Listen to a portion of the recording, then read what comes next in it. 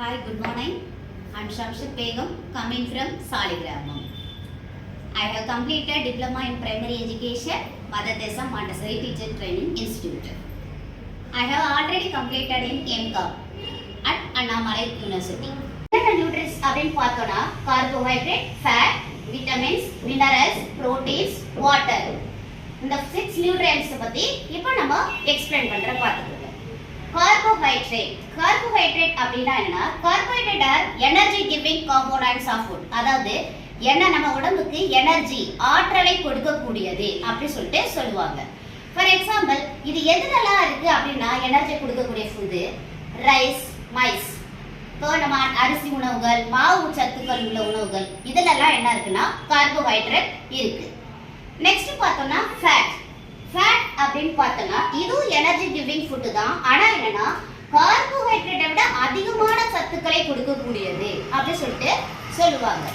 இது எதுல இருக்கு? ஃபார் எக்ஸாம்பிள் நமக்கு மில்க்ல இருக்கு, பட்டர், மீட் இதுல எல்லாம் என்ன இருக்குன்னா நம்மளுக்கு ஃபேட் நிறையவே இருக்கு. நெக்ஸ்ட் பார்த்தோம்னா விட்டமின்ஸ் வந்து என்னன்னா vitamins are care for carrying out various biochemical reaction. நம்ம உடம்புல நிறைய பயோகெமிக்கல் ரியாக்ஷன் ஆற்றலை உருவாக்கக்கூடியது, இயக்கக்கூடியது, அதுதான் விட்டமின்ஸ் அப்படின்னு சொல்லி சொல்லுவாங்க. இதுல வந்து நிறைய விட்டமின்ஸ் இருக்கு. நெக்ஸ்ட் நம்ம எக்ஸ்பிளைன் பண்றேன், பார்க்கலாம். அடுத்து பார்த்தோம்னா மினரல்ஸ் ஆல்சோ அது என்னன்னா எனர்ஜி கிவிங் ஃபுட் அப்படின்னு தான் சொல்லுவாங்க.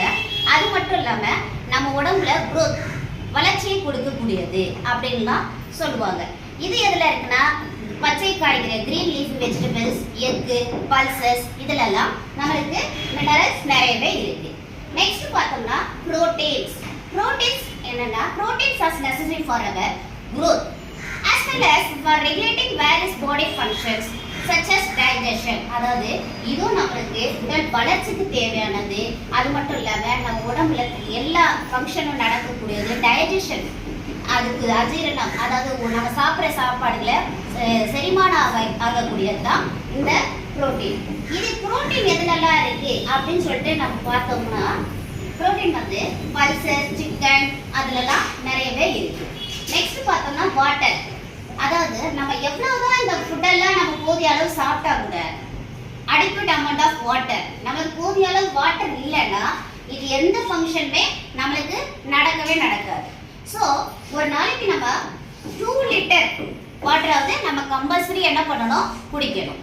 இந்த இவ்வளவு உணவு சாப்பிட்டு இந்த வாட்டர் குடிக்காம இருந்தோம்னா எல்லா டிசீஸும் நம்மளை அஃபெக்ட் பண்ண ஆரம்பிச்சிடும். நெக்ஸ்ட் பார்த்தோம்னா விட்டமின் டெஃபிஷியன்சி டிசீசஸ். அதாவது இந்த விட்டமின் குறைபாடுல என்ன நோய்கள் வருது அப்படின்னு பார்த்தோம்னா விட்டமின்ல வந்து நம்மளுக்கு 6 இது கொடுத்துருக்காங்க.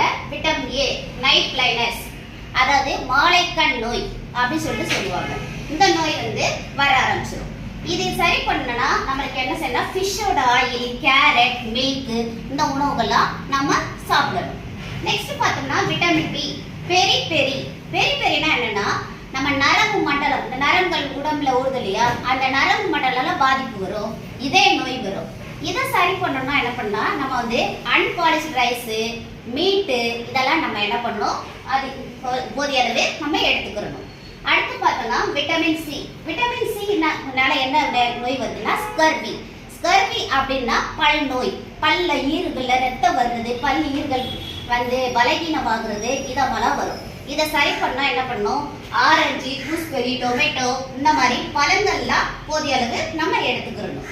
அடுத்து பார்த்தோம்னா விட்டமின் டினா ரிக்கட்ஸ்னா எலும்புகள்லாம் பாதிப்பு வரும்.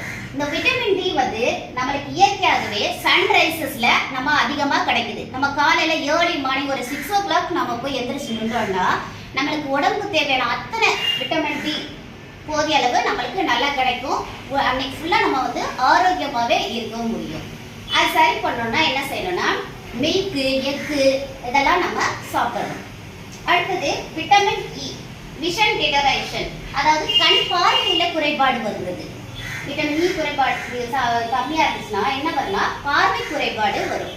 அதுக்கு நம்ம என்ன பண்ணணும்னா அப்புறம் அதுக்கும் கிரீன் வெஜிடபிள்ஸ், மேங்கோ, ஆப்பிள் அதெல்லாம் நம்ம சாப்பிடணும். கண்ணுக்கு தேவையான என்னென்ன சாப்பிட்டா அது சரியாகும்.